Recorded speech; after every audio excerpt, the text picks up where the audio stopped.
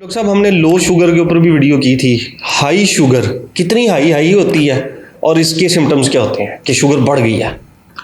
High sugar वो sugar है जो हमारे जो यानी फॉर एग्जांपल फास्टिंग की हाई हुआ जो 125 126 से ज़्यादा है।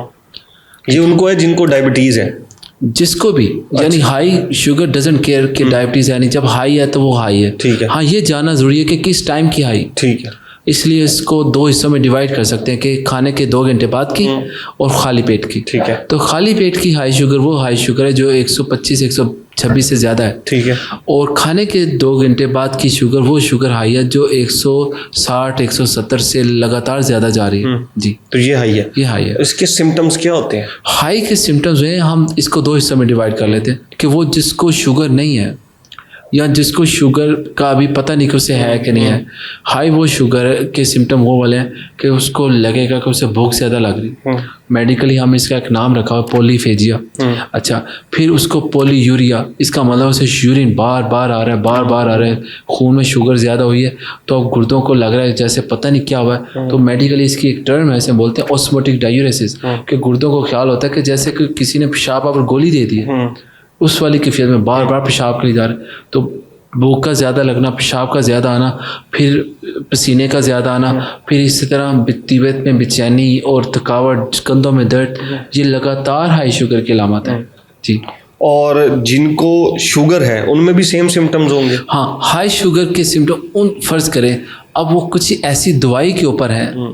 मिसाल के तौर पर कुछ लोग इंदराल की गोली लेते हैं, बड़ी कॉमन मेडिसिन है। ये हाई शुगर के सिम्टम मास्क कर देती, लो के भी मास्क कर सकती।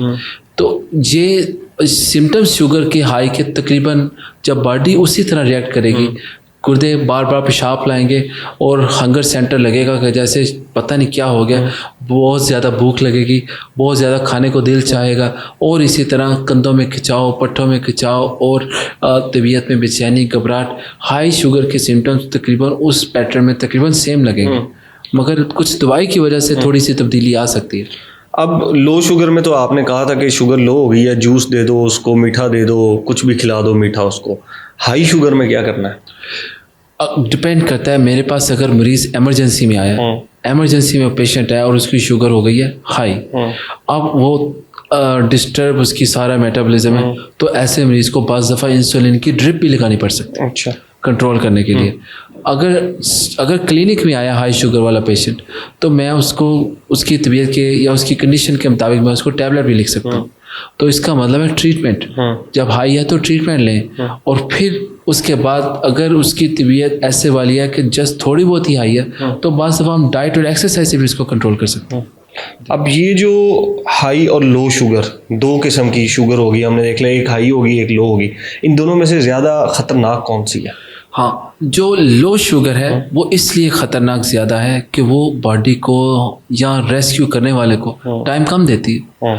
यूएसए में मेरे पास एक पेशेंट आई, मैं अभी जब यूएसए में रिसेंटली था, वो पेशेंट को क्या हुआ कि ड्राइव करते करते करते करते पेशेंट एकदम अनकॉन्शियस हो गया, उसकी गाड़ी सीधी दरख्त को जा लगी। वहाँ पर वो कितनी देर तक इस हालत में रहा है कि वहाँ पर रेस्क्यू करने वाले उस तक पहुँचे हैं। जब वो पहुँचे हैं तो पता चला है कि उसकी शुगर लो हो गई थी और इतना टाइम ही नहीं उसको मिला कि वो कुछ कर सके।